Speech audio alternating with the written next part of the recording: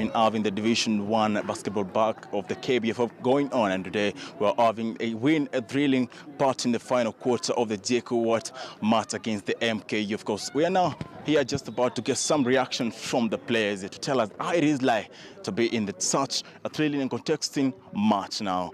I'm joined here by, just introduce yourself first of all, welcome to Kate and Scoreline. How was the match for you? So for me, I'd say the match was quite good. It was enjoyable, we had fun. It was a good experience too. The opponent were better, but we were the best team, so we emerged. And thanks to God for that. Yeah. Of course, you seem to be struggling from that quarter, then the final one, they came to be having a really good comeback. How was that feeling for you about almost losing? Well, the feeling was enchanting, enigmatic. It caught us unawares, but we did what we could, came out with the win. Yeah. Of course, that is a Division 2 player number 6 for JKUAT. Of course, if you're talking about the basketball here, it is all drilling match, and it's all about the teamwork here for the JKUAT team to pull such a close shape for the team win here. Now, let's just talk to judge number 15 from JKUAT to just give me an experience of how it was like for the match, which just ended with such a thrilling score. How was the game for you guys? Thank you. The game was tough, but we had to put up a fight because, you know, MKU, it's a good team. We've played against them several times, so we know their strengths and their weaknesses. So all we had to do is maximize on that, which we did today. Their key player, Dan, we had to cut him off the ball because he's the one who's scoring most of the points. Yeah. How is the scoreline for you? Because we saw you almost lost your pace at the final quarter. They seem to be more speed and more pace than you guys. How do you take of that? Okay, at a certain point in the third quarter, we lost our heads a little. We almost gave up the game. But we managed to get back in the game. We focused a bit because they pulled the lead around 14-1 game. So we had to sober up and at least play better defense in order to prevent them from taking the game from us. What is your take on the result now, and how do you see the teamwork played out for you guys in this match? For me, a win is a win. All I work for is the wins because we need the wins to get to the championships, the playoffs. So as far as I have the win, I'll be satisfied with that. But we need to work on our offense because we need to score more points. I need to stop the opponents from scoring points against us. Tough game to still, the season is too young, but still. And then now as we move on, what is your focus that you target? Maybe the playoffs and then joining to the championship later on? Okay, our main target for this season was definitely winning the ring because we needed to go to the higher tier, that is the Division 1. So we're planning on going all the way to the finals, winning it, then we go to the Division 1 because we need to be playing at a higher ball game. Maybe in your team, do you have like players who will be missing out later on because maybe of injuries, substitutes? Any new players to your JKUAT side? Okay, currently we miss around 3 players. We traded one of our good players. He went to the Panthers team. And then 2 of our players are missing. One is out with an injury. The other one has traveled home. So we are currently undermanned today. That's why we struggle a lot with the points. But we managed to keep our heads, so we held our own all through the game. Oh, thank you so much, and congratulations for the win. That is the JKUAT side, which just pulled off a very thrilling win here at the USIU Court 2. We'll be watching more. As you can see behind me, we have more games that is going on. That is the ladies' side of UON, of still JKUAT going on. Be following up to see what the result spans out to be. It is a competition between 2 sides that JKUAT pulling off a win against the MKU now. It is still young in the season, too early in the season to predict who is going to be in position 1 and 2. But now let's just get the reactions of course, the losing side here. We say it was a really matching, but how was it like, captain, playing against such a final quarter, such a thrilling come up, but you come short of it?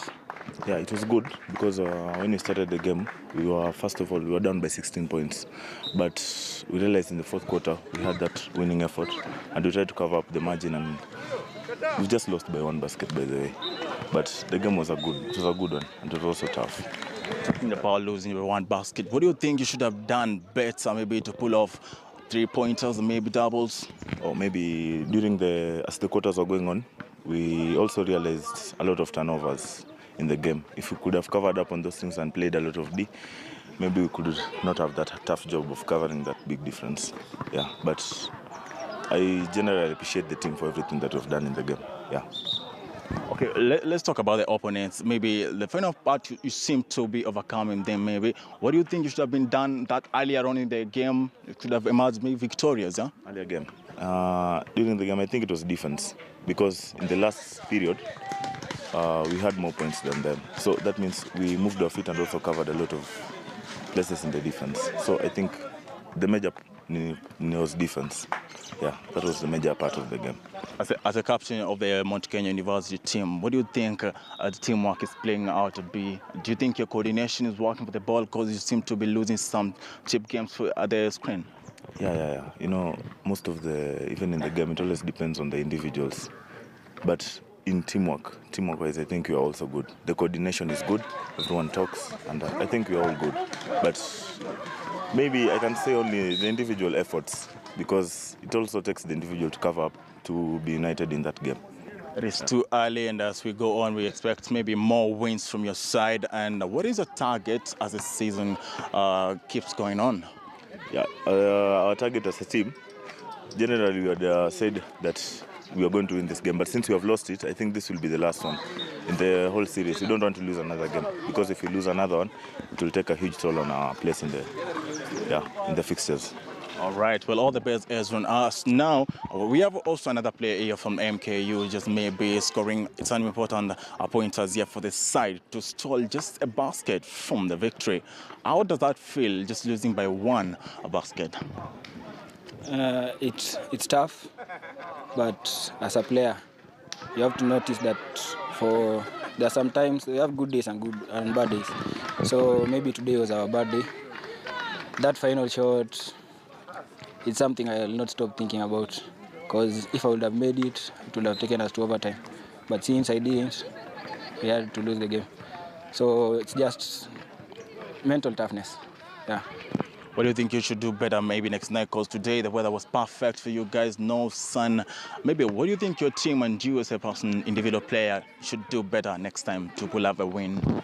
Next time, we are going to work on the offense, because in a quarter, there is a quarter we scored only 7 points. So it means that quarter, a whole 10 minutes, we were just moving offense but not getting buckets. But the last quarter, since we were down 16 points, we had to fight. So after we fought, we had to catch up to a 1 point game. So next time we're going to work on our offense. All right, thank you so much. Well, Robinson, that is the captain of MKU basketball team, Ezron, alongside that jersey number 10, just giving us how it was like to be and what they intend to be doing next time to better off their performance, of course, improve and gain more points as the season grows on. Well, thanks a lot, Edward Kitili at the United States International University here in Nairobi, where the Kenya Basketball Federation Division 1 League matches were taking place this morning.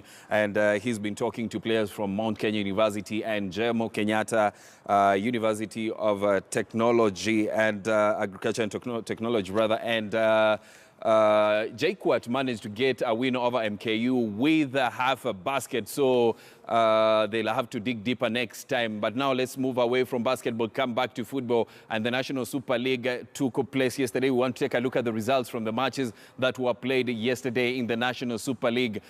Green Commandos managed to settle for 1-1 draw against Nairobi City Stars. Then St. Joseph's Youth got a 4-1 win over Kangemi All-Stars. Then Golden Evangelism lost 1-0 to Isibania. Then Nairobi Steamer emerged with a 2-1 win over KCB. Now we have one fixture lined up for this afternoon in the National Super League, and we want to take a look at which fixture is that, which teams will be playing this afternoon in the National Super League, and that is Bidco United will be taking on Ushuru in the National Super League Sunday fixture. Only one fixture on the cards in the National Super League, and that is Bidco United taking on Ushuru. So, yesterday we had the royal wedding, that is Prince Harry marrying